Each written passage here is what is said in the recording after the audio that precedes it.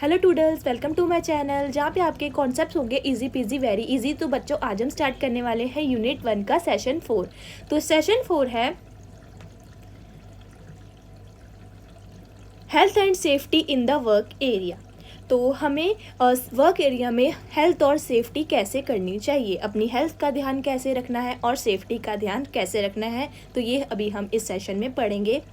तो सैलून को सुरक्षित रखने के लिए हमें निम्न उपाय अपनाने चाहिए। ठीक है, कौन कौन से उपाय हैं?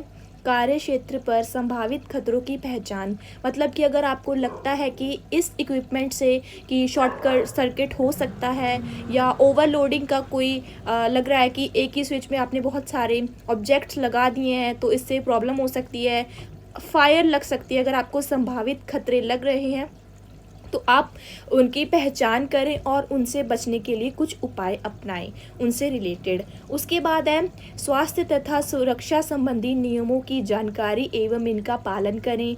ठीक है, उसके बाद है स्वास्थ्य संबंधी खतरों को रोकने के लिए ट्रेनिंग, मतलब कि आपके जो आसपास जो वर्कर्स हैं वो काम कर रहे हैं किसी ब्यूटी पार्लर में, ठीक है, तो उन्हें भी बताएं कि हमें इस खतरे से बचने के लिए कौन कौन से जो मतलब उन्हें ट्रेनिंग देनी है आपको कि जब अगर आग लग जाती है तो आपको इमरजेंसी गेट की तरफ भागना है, दूसरों को भी बचाना है, लिफ्ट का यूज़ नहीं करना है। तो इन सब चीज़ों की आपको उनको भी ट्रेनिंग देनी है।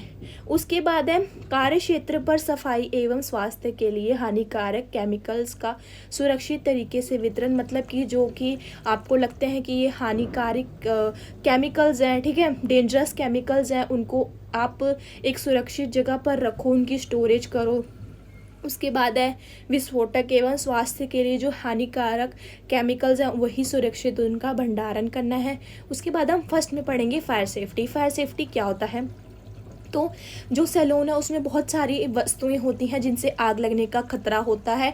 तो फायर सेफ्टी यही है कि जब अगर आग लग जाती है तो उसके बाद हमें कौन कौन से जो है उपाय करने हैं, और अगर आग नहीं लगती है मतलब आपको लगता है कि संभावित खतरा है आग लगने का, तब भी आपको कौन कौन से जो दुर्घटना से बचने के लिए कौन से उपाय अपनाने हैं। उसके बाद है जो फायर के भी टाइप्स होते हैं। तो इसके टाइप्स हैं class A fire, class B fire, class C fire, class D fire और class K fire. Class A fire में जो है वो लकड़ी और प्लास्टिक से आग लगती है, ठीक है, ये ज़्यादा ज्वलनशील पदार्थ नहीं होते हैं, ठीक है। और क्लास बी फायर होती है अत्यंत ज्वलनशील पदार्थ होते हैं जैसे कि पेट्रोल, डीजल, ठीक है, मोम मतलब वैक्स, पेंट, इससे जो आग लगती है वो उसको कंसिडर करते हैं हम क्लास बी फायर में। और इसको हम कैसे ख़त्म करते हैं? क्लास सी फायर को हम पानी की जो आपूर्ति है उस मतलब पानी से हम उस आग को बुझा सकते हैं क्लास सी फायर को, और क्लास बी फायर से हम जो ऑक्सीजन की जो कमी है उसे ख़त्म करके बुझा सकते हैं। उसके बाद है क्लास सी फायर, तो ये है इलेक्ट्रिकल अप्लायंसेस से ये आग लगती है, तो हम इसको बुझा सकते हैं कार्बन डाइऑक्साइड गैस की आपूर्ति को ख़त्म करके। उसके बाद है क्लास टी फायर, तो इसमें अत्यंत दहनशील धातु जैसे कि सोडियम, पोटाशियम, ठीक है, इनसे जो आग लगती है उसे बुझाने के लिए पानी का उपयोग बिल्कुल भी नहीं करना चाहिए। और इसके बाद जो ये आग और फैल जाएगी अगर आप पानी का उपयोग करोगे। और इस प्रकार की आग को बुझाने के लिए आप शुष्क पाउडर का उपयोग करते हो तो इसके बाद ये आग बुझ जाती है। फिर आती है class K fire. Class K fire मतलब किचन से रिलेटेड, जैसे कि वनस्पति तेल, ऑयल्स वगैरह से जो आग लगती है उसे कहते हैं क्लास के फायर, ठीक है। और ये भी बुझाई जाती है, एक स्प्रे आता है अग्निशामक स्प्रे, उसके द्वारा या फिर रेत का भी उपयोग करके आप इस क्लास के फायर को बुझा सकते हो। उसके बाद हम पढ़ेंगे कि जो आग को हमने बहुत सारी श्रेणियों में वर्जित किया गया, मतलब उन्हें डिवाइड किया गया है, ठीक है। और इनके 3 कारक हैं, ऊष्मा, ऑक्सीजन, ईंधन, ये 3 कारक हैं, पूछे जा सकते हैं आपसे क्वेश्चन में, और क्वेश्चन आंसर वाला वीडियो भी आप देख लेना। तो हम पढ़ेंगे फायर एक्सटिंग्विशर के टाइप्स।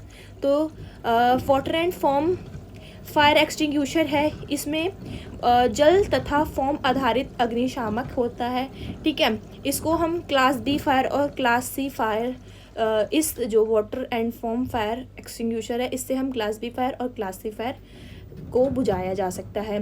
उसके बाद है कार्बन डाइऑक्साइड फायर एक्सटिंग्विशर्स, इससे हम क्लास बी फायर और क्लास सी फायर को बुझा सकते हैं। और ये जो है कि ऑक्सीजन की जो कार्बन डाइऑक्साइड और ऑक्सीजन की जो आपूर्ति है उसे ख़त्म करके उसके बाधित करके इस आग को बुझाया जाता है। तो इसके जो फायर एक्सटिंग्विशर है उसे कार्बन डाइऑक्साइड फायर एक्सटिंग्विशर कहते हैं। उसके बाद है dry chemical based fire extinguisher. इसमें हम शुष्क रसायन आधारित अग्निशामक होता है, ठीक है। जो हमने शुष्क पाउडर जो हमने पढ़ा ना अभी, वो उसी से रिलेटेड ये dry chemical based fire extinguisher है। और इसको बुझाने के लिए जो इससे कौन कौन सी आग बुझती है, A, B, C क्लास की जो फायर्स हैं वो बुझती हैं। उसके बाद है wait chemical based fire extinguisher. इससे क्या होगा कि जो तरल रसायन आधारित अग्निशामक जो है वो बुझते हैं, जैसे कि क्लास के फायर को बुझाने के लिए इसका उपयोग किया जाता है। और ऑक्सीजन की आपूर्ति को बाधित करके कार्य करते हैं। खाद्य तेलों, वासों आदि के कारण सब घर में लगी आग को बुझाने के लिए इसका उपयोग किया जाता है। मतलब वही जो किचन से रिलेटेड जो आग लगती है ना, उसे बुझाने के लिए wait chemical based fire extinguisher का उपयोग किया जाता है। उसके बाद है हैलोजन बेस्ड फायर एक्सटिंग्विशर। तो इसमें हम हैलोजन का यूज़ करते हैं, ठीक है। जैसे कि पैरन CCl4 ये हैलोजन है, इसका यूज़ करके हम fire A, B, C class को जो बुझा सकते हैं। उसके बाद हम पढ़ेंगे first action in case of fire. अगर आग लग जाती है तो हमें सबसे पहले कौन सा एक्शन लेना है, फर्स्ट एक्शन क्या होना चाहिए इन केस ऑफ फायर। तो सबसे पहले आप तुरंत ही फायर विभाग को फ़ोन करो, ठीक है। उन्हें सूचित करो कि कौन सी जगह पे आग लगी है, ज़्यादा आग है, ठीक है। और अगर मतलब आपको घबराना नहीं है, अपने दिमाग पे संतुलन बनाए रखना है। उसके बाद है अगर आग गंभीर है तो आप उससे बाहर निकलने की कोशिश करें। अगर आग छोटी मोटी है तो उसे बुझाने की कोशिश करो। उसके बाद है अगर आग गंभीर है तो आप इमरजेंसी गेट की तरफ भागो और दूसरे व्यक्ति को भी मदद करो और फायर अलार्म को ऑन करो, ठीक है। सभी को पता चल जाएगा कि आग लग चुकी है, वो भी इमरजेंसी गेट की तरफ भागेंगे।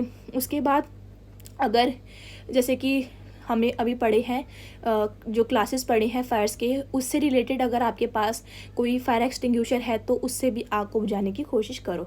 उसके बाद है first aid in case of burning. मतलब कि अगर कोई आग में जल जाता है तो हमें कौन सी फर्स्ट एड करनी है। तो सबसे पहले यदि किसी कपड़े में आग लग जाती है तो कोई मजबूत कपड़ा, ट्रिपल या कंबल ओढ़कर फर्श पर रोल करे। अगर किसी कपड़े में आग लग जाती है तो उसे उसके ऊपर कपड़े डबल करके तो उसे रोल करोगे तो वो आग बुझ जाएगी। उसके बाद जब अगर किसी के अंग पे मतलब कि किसी बॉडी पार्ट पे अगर आग लग जाती है तो उसे ठंडे पानी से उसे जो भिगो, ठीक है, ठंडे पानी में डुबोए उस अंग को, उस बॉडी पार्ट को। जैसे कि अगर हाथ में लग जाती है तो हाथ को आप पानी में डुबो। उसके बाद एम्बुलेंस को फ़ोन करो, ठीक है। फिर यदि त्वचा पर छाले पड़ गए हैं तो उसे फोड़ो मत बिल्कुल भी। उसके बाद है ऊष्मा के प्रभाव को कम करने के लिए आपने अगर कोई कपड़े जैसे ज़्यादा पहन रखे हैं तो थोड़े से उतार दें, ठीक है। उसके बाद आभूषण या फिर जैसे आपने ज्वेलरी वगैरह ज़्यादा वियर करी हुई है वो भी उतार दें। तो आपको थोड़ा जो जलन में आपको पता हो कि ऊष्मा का प्रभाव लगता है जैसे, तो वो कम हो जाएगा। उसके बाद है एम्बुलेंस के आने तक मरीज को खुली हवा में रखें। उसके बाद हम पढ़ेंगे rescue technique in case of fire. हमें कौन कौन सी रेस्क्यू टेक्निक्स मतलब आग लगने पर बचाव के लिए कौन कौन सी टेक्निक्स का उपयोग करना है। तो तुरंत आप आपातकालीन खिड़कियां दरवाजे की ओर दौड़े, वही है ऊंची आवाज़ में सबको बोलें कि आग लग गई है, आग लग गई है, ठीक है। और जो घायल व्यक्ति है उनकी सहायता करो। यदि आग से धुएं उत्पन्न हो रहे हैं तो मतलब रुमाल से ढक लो, या अगर आपके पास मास्क अवेलेबल है तो मास्क से मतलब मास्क पहन लो, ठीक है, ताकि वो जो धुआं है वो आपके फेफड़ों में ना जाए। उसके बाद है यदि धुआं वही बोल रखा है कि ये धुआं जहरीला होता है तो धुएं से बचने के लिए गीला कपड़ा ले लो, ठीक है, ताकि आपको ऑक्सीजन आती रहे, या फिर मास्क पहन लो। और बिल्डिंग से बाहर निकलने की कोशिश करो और लिफ्ट का उपयोग ना करो, सीढ़ियों का उपयोग करो। उसके बाद है हम पढ़ेंगे इलेक्ट्रिक एक्सीडेंट्स के बारे में। अभी हमने पढ़ लिया फायर के बारे में, अब हम पढ़ेंगे next emergency situation electric accidents. तो कौन से इलेक्ट्रिक एक्सीडेंट्स होते हैं, जैसे कि फॉल्टी इक्विपमेंट्स मतलब ख़राब इक्विपमेंट है, आपने किसी स्विच में लगा दिए तो वो स्विच भी जल सकता है और शॉर्ट सर्किट भी हो सकता है। उसके बाद है तारों के जोड़ों का खुला होना, मतलब तार के जो जोड़ है वो ओपन है, ठीक है, नंगी तारें जिसे कह सकते हैं हम। उसके बाद है अतिभारण, वही मैंने आपको बताया कि ओवरलोडिंग हो रही है किसी स्विच पे। इससे भी शॉर्ट सर्किट्स हो सकते हैं, इलेक्ट्रिकल एक्सीडेंट्स हो सकते हैं।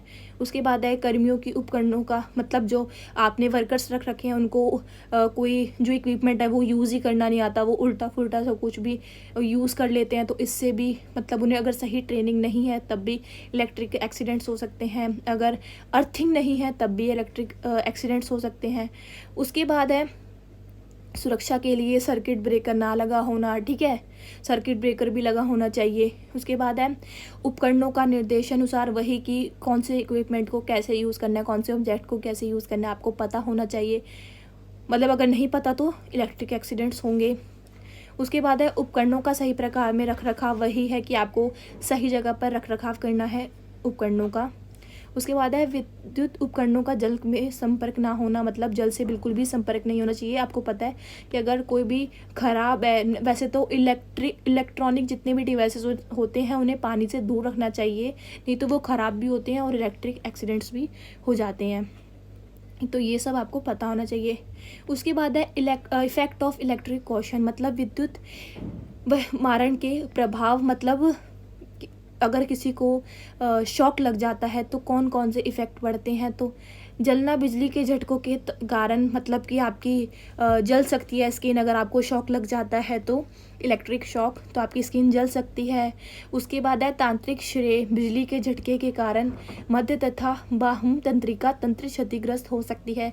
मतलब आपकी जो स्पाइनल कॉर्ड है, जो आपके माइंड से जुड़ी होती है और बैकबोन से जुड़ी होती है, और जो आपकी वही मध्य तथा बाह्य तंत्रिका, मतलब आपकी जो माइंड से जुड़ी होती है, जो स्पाइनल कॉर्ड, जो आपको आपने पढ़ा होगा साइंस में, ठीक है, कि आपका जो माइंड है वो, आप किसी भी चीज़ को, अगर गर्म चीज़ को भी छूते हो तो आपका जो माइंड है वो मतलब कॉन्शियस होता है कि हाँ, उसमें रहेगा कि आपको पता होगा कि ये चीज़ का कि क्या वो है, तो आप इससे मतलब जो आपका जो ये तंत्रिका है वो क्षतिग्रस्त हो जाएगी, तो आप इस चीज़ से वो नहीं कर पाओगे, मतलब आपका माइंड जो है वो अच्छे से काम नहीं कर पाएगा।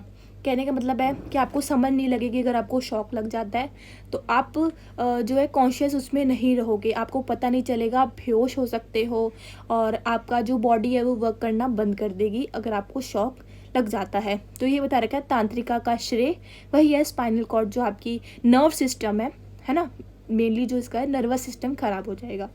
उसके बाद है हड्डियों को नुकसान, आपके वही मैंने बोला कि स्पाइनल कॉर्ड पीछे होती है बैकबोन के पास, तो बैकबोन में भी आपके जो नुकसान हो सकता है, आपकी अगर हाथ में लगा है तो हाथों को नुकसान होता है, हाथों की हड्डियों को नुकसान हो सकता है। और श्वसन तंत्र को नुकसान, मतलब कि लंग्स में जो हमारा श्वसन तंत्र है, ठीक है, उसको नुकसान होगा, लंग्स में इफेक्ट पड़ सकता है, ठीक है, जो हमारा रेस्पिरेटरी सिस्टम है उसमें आपको नुकसान हो सकता है। उसके बाद है हृदय, वही हार्ट तथा मस्तिष्क का क्षतिग्रस्त होना, मैंने वही बताया कि आपको पता नहीं चलेगा आपका माइंड कैसे वर्क करेगा, ठीक है, आप देख सब रहे होगे लेकिन आप कुछ कर नहीं पाओगे, मतलब आपका माइंड को पता होगा कि अगर आपको शॉक लग रहा है तो आपको पता होगा कि हाँ आपको शॉक लग रहा है, लेकिन आप कुछ कर नहीं सकते हो। तो यही है कि आपका मस्तिष्क कैसे काम करना बंद कर देगा, ठीक है, आपकी बॉडी कैसे काम करना बंद कर देगी, यही इसके इफ़ेक्ट है अगर आपको इलेक्ट्रिक शॉक लग जाता है तो। उसके बाद है बिजली के झटकों को रोकना, मतलब कि अगर इलेक्ट्रिक शॉक्स लग जाते हैं, लगने से हम कैसे बचें पहले ही, तो उपयोग न होने पर विद्युत उपकरणों को बंद करके सॉकेट से तार निकाल दें, वहीं स्विच ऑफ कर दें, ठीक है। उसके बाद अगर जो आपको, जैसे अगर आप वैक्स हीटर का यूज़ कर रहे हो तो उसका यूज़ हो चुका है तो आप वैक्स हीटर को निकाल के उसकी जगह पर रख दो और सॉकेट को बंद कर दो, उसे भी जो स्विच है उसे ऑफ़ कर दो, ठीक है, ऑन मत, खुला मत छोड़ना। उसके बाद ओवरलोडिंग का ध्यान रखना है कि एक ही मेन अगर 6-7 जो आते हैं ना, प्लग आता है जिसमें 6-7 आप ऑब्जेक्ट्स लगा सकते हो, ठीक है, इक्विपमेंट्स लगा सकते हो, तो उसमें आप जो देखो कि जिसमें कम वोल्टेज है उसमें आप ज़्यादा स्विच जो ऑब्जेक्ट्स है ना लगा दो, जिससे शॉर्ट सर्किट हो जाएगा। ओवरलोडिंग नहीं करनी किसी भी पावर स्विच पे, ठीक है, पावर वाला ही होना चाहिए जिसकी ज़्यादा पावर होगी, पावर प्लग जो होते हैं, ठीक है। अगर कम पावर वाला होगा तो आपकी जो तारों वाला जो सिस्टम है वो ख़राब हो जाएगा, तार जल सकती हैं, तार जुड़ सकती है, जिससे इलेक्ट्रिक शॉक्स हो सकते हैं, ठीक है, शॉर्ट सर्किट्स हो सकते हैं। उसके बाद है विद्युत उपकरणों को नमी, वही जल से दूर रखना। ये तो नॉर्मल बात सभी को पता है कि कोई भी इलेक्ट्रिकल जो इक्विपमेंट है उसे आपको पानी से दूर रखना है, इलेक्ट्रॉनिक डिवाइसेस को पानी से दूर रखना है। उसके बाद है गीले हाथों से विद्युत उपकरणों का, अगर जैसे कि आपने वैक्स हीटर का यूज़ किया मान लो, उसके बाद आपने हाथ धो लिए, जैसे आपके हाथ पे वैक्स वगैरह लग गई तो आपने हाथ धो लिए, तो आपको अपने गीले हाथों से ही वैक्स को करने नहीं लग जाना, मतलब उसको उसकी जगह से स्विच से निकाल के उसकी जगह पे रखने नहीं लग जाना। आपको पहले अपने हाथों को अच्छे से सुखा लेना, उसके बाद आप इलेक्ट्रॉनिक डिवाइस को उठाओ और उसकी जगह पर उसे रखो। उसके बाद है सभी उपकरणों को उचित प्रकार से, मतलब वही अर्थिंग होनी चाहिए, अच्छे प्रकार से सही प्रकार से अर्थिंग होनी चाहिए। उसके बाद है किसी भी खराब उपकरण को स्वयं ठीक करने का प्रयास ना करें। खुद ही मत ये सोचें कि कोई भी डिवाइस है अगर ख़राब हो गए तो तार वार जोड़ के आप लग जाओ कि इसे ठीक कर दे, तो आपको नहीं करना है। आपको इलेक्ट्रीशियन के पास लेके जाना है, वो ही ठीक करेंगे। आपको खुद स्वयं प्रयास नहीं करना है। उसके बाद है विद्युत तारें पूर्ण रूप से विद्युत रोधी आवरण द्वारा रक्षित होनी चाहिए, मतलब कि नंगी तारें नहीं होनी चाहिए। आपको पता है कि नॉर्मल जो हमारे घरों में कॉपर वायर होती है उसके ऊपर जो प्लास्टिक की वो होती है, कोडिंग होती है, जिससे कि तार जो वो सुरक्षित होती है, तो आपको शॉक लगने से आप बच जाते हो। लेकिन अगर वो नंगी तार होगी, वो सीधा आपके कॉपर वायर होगी, तो आपको उससे शॉक लग सकता है। तो आपको ध्यान रखना है कि नंगी तारें नहीं होनी चाहिए, अच्छे से टेप वेप होनी चाहिए उसके ऊपर लगी, अगर आप दो तारों को जोड़ भी रहे हो तो। उसके बाद हम पढ़ेंगे कि अगर किसी को शॉक लग जाता है तो उसके बाद हम कौन सा एक्शन करें, कौन सी सावधानियां बरतनी है हमें, ठीक है। हमें पहले उसकी केयर कैसे करनी है। तो हमें सबसे जो भी जिसे भी शॉक लगे उसे नंगे हाथों से नहीं छूना है, ठीक है। मतलब आपको पैर में चप्पल वगैरह पहनी होनी चाहिए प्लास्टिक की। उसके बाद है पीड़ित व्यक्ति से विद्युत तार को, वही अगर किसी तार को पकड़ के उसे शॉक लग रहा है तो आपको लकड़ी के डंडे से उसे दूर करना है उस तार से, जिससे उसे इलेक्ट्रिक शॉक लग रहा है, और आपको भी दूर रहना है, ठीक है। दूर हटाएं और खुद भी दूर रहें उससे। और अगर विद्युत सप्लाई बंद कर सकते हो तो विद्युत सप्लाई को बंद कर दो। उसके बाद है इमरजेंसी फ़ोन नंबर पर दुर्घटना के बारे में सूचित करें अगर बड़ा शॉक लग रहा है किसी को तो। फिर पीड़ित व्यक्ति का ध्यानपूर्वक निरीक्षण करें, मतलब कि उसे अगर आपने बचा लिया है तो आप उसे डॉक्टर के पास लेके जाएं। खुद जल्दबाजी ना करें, कोई भी जल्दबाजी में निर्णय ना लें और धैर्य बनाए रखें। और विद्युत झटके से मतलब उसे इंटरनल चोट भी लग सकती है, तो उसे जो पीड़ित है उसे जल्दी से जल्दी हॉस्पिटल पहुंचाने की कोशिश करें। और उचित अगर आपको जानकारी नहीं है कि हमें कैसे फर्स्ट एड करनी है पीड़ित व्यक्ति की, तो खुद कुछ भी आप प्रयास ना करें, सीधा आप उसे हॉस्पिटल लेके जाएं। कुछ भी हो सकता है अगर आपको नहीं पता होगा तो। फिर हमारे पास है केमिकल सेफ्टी। तो रसायनों के प्रभाव से बचने के लिए आपको कोट पहनना चाहिए, हाथों में ग्लव्स पहनने चाहिए केमिकल से सेफ्टी बरतने के लिए। उसके बाद है गैस युक्त रसायनों के प्रभाव, जैसे कि आपने देखा होगा कि हार्मफुल गैसेस भी होती हैं, उनके प्रभाव से बचने के लिए आप मास्क पहने। उसके बाद है बहुत सारे रसायनों की बोतलों को एक साथ नहीं रखना चाहिए, आपको अलग अलग करके लेबलिंग करके आपको उन बॉटल्स को रखना चाहिए। उसके बाद है उपयोग उपरांत वही बॉटल को बंद करके उसी के स्थान पर रखो। सभी बोतलों वही है कि लेबल लगे होने चाहिए। और अगर आप एक स्थान से दूसरे स्थान पर कोई केमिकल लेके जा रहे हो तो आप अपने हाथों का नहीं, ट्रॉली का उपयोग करो। उसके बाद है रसायन समाप्त तिथि का ध्यान रखने, मतलब एक्सपायरी डेट का ध्यान रखें कि कौन सा जो केमिकल है वो कब एक्सपायर हो रहा है। उसके बाद है अगर कोई जो केमिकल है वो फर्श तथा स्लैब पर गिर भी जाता है तो उसे तुरंत हटाओ, जिससे कि कोई जल वगैरह ना जाए, हम हार्मफुल केमिकल से जल सकते हैं। उसके बाद है हमें केमिकल्स का स्टोरेज कैसे करनी चाहिए। तो सभी केमिकल्स की जो भंडारण है सभी के लिए अलग अलग जगह बनी होनी चाहिए, सबको अलग अलग ही रखना है, अभी हमने पहले भी पढ़ा है। उसके बाद है इस स्थान पर आग आदि बुझाने के लिए उचित व्यवस्था। अगर किसी के आपको पता होगा सोडियम पोटाशियम से आग भी लग सकती है, तो अगर आप ऐसे केमिकल्स का यूज़ करोगे तो आग भी लग सकती है। फायर एक्सटिंग्विशर का ध्यान रखना है, ठीक है। उसकी उचित व्यवस्था होनी चाहिए कि किससे आग लग सकती है। उसके बाद है बड़ी बोतलों को अधिक ऊंचाई पर नहीं रखना चाहिए। जो बड़ी बड़ी बॉटल्स है अगर किसी केमिकल की तो ऊपर मत रखना, ठीक है, ज़्यादा ऊंचाई पर मत रखना, जिससे आप फ्रेंडली मतलब आप उसे पकड़ सको। उसके बाद है